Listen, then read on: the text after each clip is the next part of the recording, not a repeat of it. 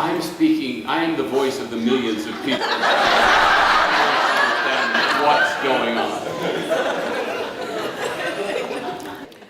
Anything that you see anyone experiencing that is a diminishment of well-being, always at the root of it is resistance. There is no question about it. Mm-hmm. So your question for the masses that may be wondering is, what kind of things are going on in Esther's experience that would cause her to have a voice that sounds like this? It's a combination of things along this emotional scale where despair is here and appreciation is here and overwhelmment is somewhere in the middle. It is absolutely possible to put physical conditions, you can place them along the emotional scale.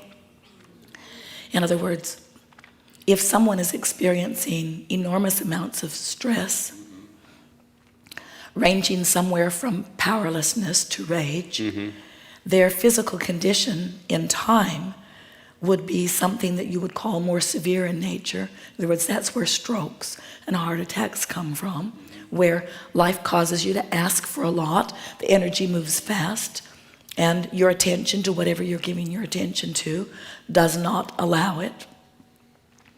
If you are feeling mostly joy, somewhere from hope to joy, you would, in terms of your physicality, show very little evidence of anything that you would call dis-ease. If you are ranging somewhere in the area of overwhelmment or frustration, that's where something like this fits. It is not as severe as stress, but it is an awareness that there is more that needs to be done in a period of time than can be accomplished. We would say to you that at the basis of this is all of the movement that is happening around the secret, and all of the telephone calls, television interviews, radio interviews, the barrage of information of people who are asking for Esther's voice to speak to them. So many more than there is possibly time to even deal with. Yesterday, as she downloaded email, there were 27 new requests of people that are wanting to do a radio show, a television movie, some sort of thing. And so Esther is in this place where the contrast has put her into a place of clear wanting. In other words, she's understanding that more are asking. And she likes the idea of them hearing the clear voice about what is happening. But she is understanding that there is not enough of her to go around for all of the requests that are coming in. And we think that that feeling of overwhelmment is the vibrational root of all of this. And then we watch the two of you who do your best to say yes to as many as you can. So we watch you driving and meeting and driving and meeting and doing your weekly.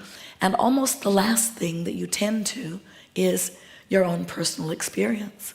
And so we think it's a wonderful thing when something becomes exaggerated enough. In other words, Esther gets tired, but she can take tired. Right. For tired, there's no point in lining up energy. She can take overwhelmment. For overwhelmment, there's no point in lining up energy. But let her voice be diminished when she feels that that is what you have come to hear. That gets her attention. And we are certain that she will do some lining up of energy about this. And we would begin by saying, nothing has gone wrong, everything is right.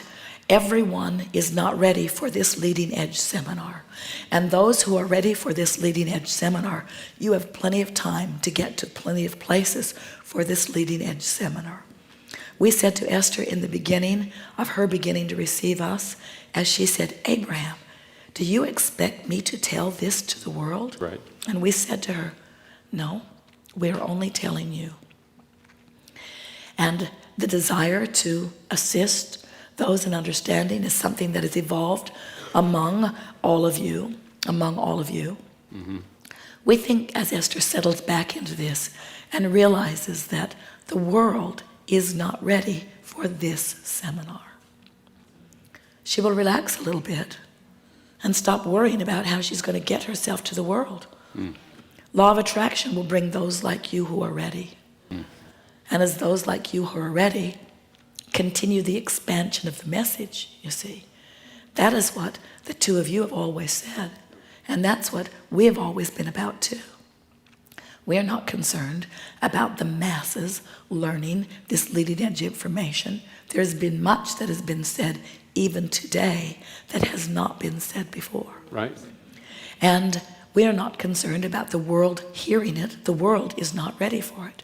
And we trust law of attraction to bring those who are ready to what they are ready for. And there are plenty of others.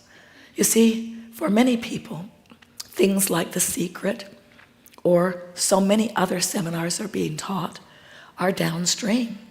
In other words, that's information that for most is just what they are now ready to reach for.